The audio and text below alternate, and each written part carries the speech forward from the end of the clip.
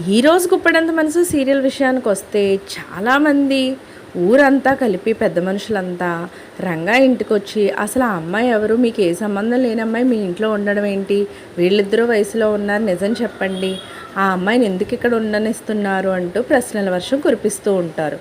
ఇక అక్కడికి వచ్చిన రంగా ఆ అమ్మాయి కేవలం నేను కాపాడి ఇంటికి తీసుకొచ్చాను, నా వల్ల ఎప్పటికీ ఎలాంటి తప్పు జరగదు, అలాంటి తప్పు ఏదైనా జరిగితే నేనే పంచాయతీలో నిలబడతానంటూ చాలా స్ట్రాంగ్గా చెప్పడంతో వాళ్ళందరూ వెళ్ళిపోతారు. వాళ్ళందరూ వెళ్ళిపోయిన తర్వాత రంగా వాళ్ళ నానమ్మ ఆ అమ్మాయి కష్టాల్లో ఉంది, నేను కాపాడింది కాబట్టి ఇంట్లో ఉండమన్నాను, కానీ ఇప్పుడు ఇలాంటి పరిస్థితులు ఎదురయ్యాయి కాబట్టి ఆ అమ్మాయి ఇక్కడ ఉండకపోవడమే మంచిదంటూ చెబుతుంది.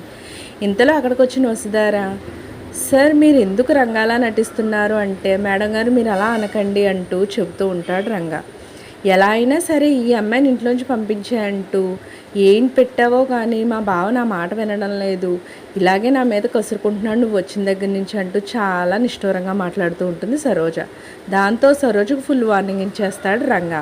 నీ మాటలు వింటుంటే నాకే బాధగా ఉంది, మేడం గారికి ఎలా ఉంటుంది, ఆవిడున్న పరిస్థితిని బట్టి ఈ సమస్య వచ్చింది మనకి, అంతేగాని ఆవిడ వల్ల కాదు అంటూ చెప్పి ఇంకెప్పుడు తను అలా అనొద్దంటూ వార్నింగ్ ఇస్తాడు. ఈ అమ్మాయిని ఇంటి నుంచి పంపించేసే వరకు నేను ఎందుకు ఊరుకుంటాను అంటూ మనసులో అనుకుంటుంది సరోజ.